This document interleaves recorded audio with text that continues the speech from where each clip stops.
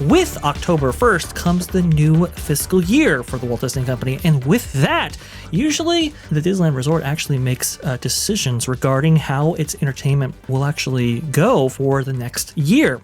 And so what they do is the Disneyland Entertainment Department goes to Burbank and say, hey, we need this much money. We want to go ahead and do these things. And it's a decision on whether or not these things will actually be greenlit. Fortunately, it does seem like something has been greenlit for the Disneyland Resort. Here you go from Chip and Company. This is the only site, guys, that I had actually condensing this information that I could actually show you because Orange County Register is like, no. So here you go. Disney hiring for new mystery show coming to Disneyland by Sarah, October 3rd, 2025. Disneyland is hiring cast members for a new mystery show. Disneyland Park is currently hiring talented individuals for a new, yet-to-be-revealed show. The resort announced the news in a recent audition posting, seeking musicians, actors, vocalists, dancers, and other roles for the upcoming production. It is actively seeking talent across multiple disciplines, including musicians, improv actors, vocalists, movers, and dancers. Now, why this is such a big deal right here, and why I'm bringing this up in the first place, is because the suspicion out there is that this new show will actually make its residence at the Fantasyland Theater, not the Royal Theater, the Fantasyland Theater, and it has been defunct basically ever since I think they had like a little bit of run of like the Lion King. Not the Tomorrowland Terrace. Tomorrowland Terrace is something else entirely. Okay. This used to be the Videopolis back in the day. Right. And it transitioned, I think, in the 1990s to being a theater, and that's where the canopy was actually installed. And then they've had a number of productions here, like Snow White, for example, and Amazement. There's a couple of others, Mickey and the Magical Map, I do believe, Lion King, as you can see right here, but it has been empty for years following the Lion King performance that took up residence here, and I think that was a couple of years ago. So the fact that they are getting entertainment in this space, I believe this is like I don't remember how many people can actually sit in this theater. I thought it was in excess of 2,000, but I could be wrong. Please, ladies and gentlemen, boys and girls, what do you guys think about maybe possibly Disneyland doing something right and getting some entertainment back into a long defunct theater? Have they checked the building for rust and dust? Well, by building, it's more like a outdoor stage. I'm just saying, it's been sitting there empty for a long time, and you know how good they are with maintenance. Not. It's very true right there. You can see right here, it's been hosted dance parties, it's been hosted smaller fare, but nothing like a substantial stage show.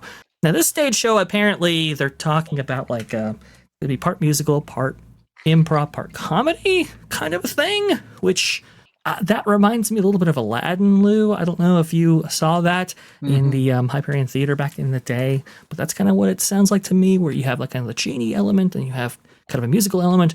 We'll actually have to see what this is. Again, this is being labeled as a mystery show because we don't quite know. But hey, entertainment, Disneyland Resort, guys. Are you excited? Wow. This is great. I'm so happy to see this. Please, more live entertainment. Right? It's just... Yeah.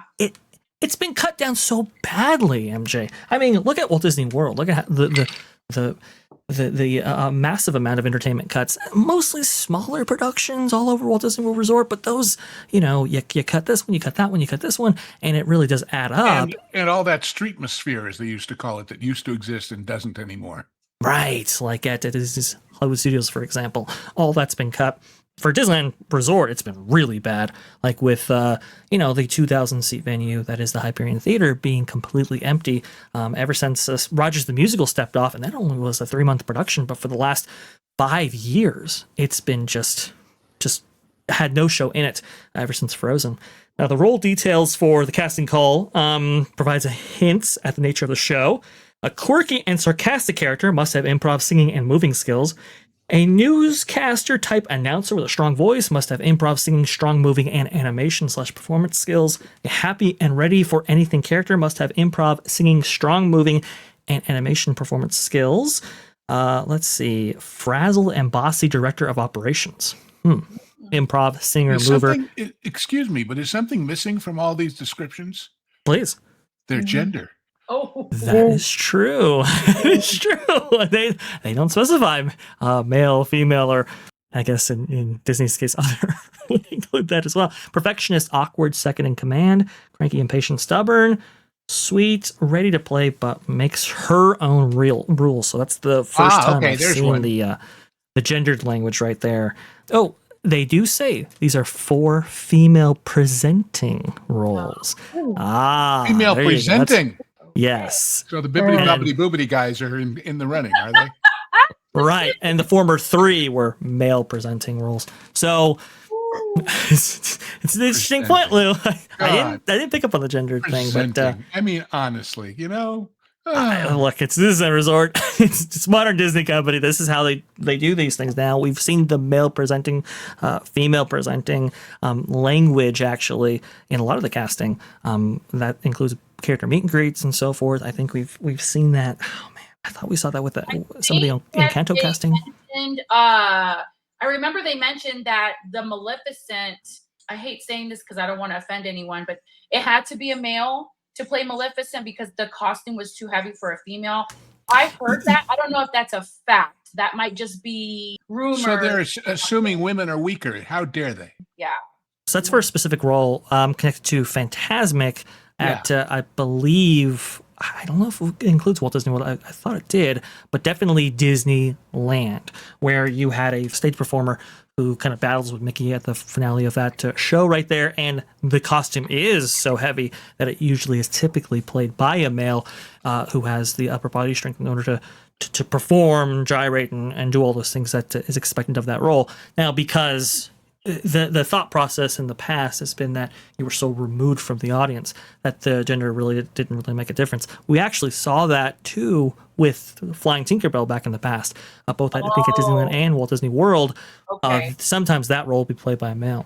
We actually, I have great news. So recently we did the Snow White at the Fort Wilderness Resort. You can have dinner with Snow White, and I believe it's Grumpy and Dopey. And then you meet the Evil Queen. The Evil Queen was not a male. It was a delightful female playing the role as the Evil Queen, as she should, in all her glory. It was fantastic. We took a lot of pictures, so that's good news. And then we did the Bibbidi Bobbidi Boutique recently for my daughter's birthday, and there was no one that was out of, the concern that we've all had. Everything was copacetic, let's just put it that way. We were very happy with our experience because I tell you what, if the apprentice, if the fairy godmother apprentice was not what we wanted, we were out of there, totally gone. Now, Vash, nobody's mentioned any characters, right? So we don't know if this is a set of existing IP people and they're just not telling us, or if it's some original show that has nobody in it that we know. Right. We nobody's mentioned characters.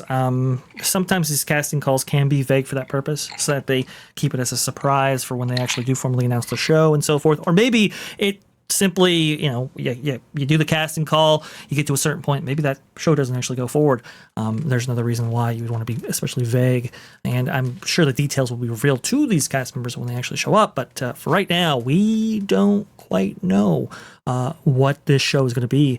And I just think it's interesting that for so long, Disneyland has stripped the emphasis from entertainment to attractions, and we all know why that is. It's because of The Lightning last Lane. entertainment I can think of was that guy doing Deadpool telling stories, right? Yes, that's true. Actually, that didn't work so well. That's or that awful Doctor Strange thing over there, but that was all DCA. So that's true. That's true. Yeah, they just had a particularly hard time in recent years when it comes to because of course casting being for a in Southern show. California with Hollywood right there, it's so hard to find talented performers. Right, talent's not the issue. It's actually paying for it. Right, it's right, exactly. We don't want to, because unions have really fought for much higher pay than they did previously, and it's like, look, we're just not going to place that much of an emphasis on entertainment because we're going to try to sell Lightning Lane.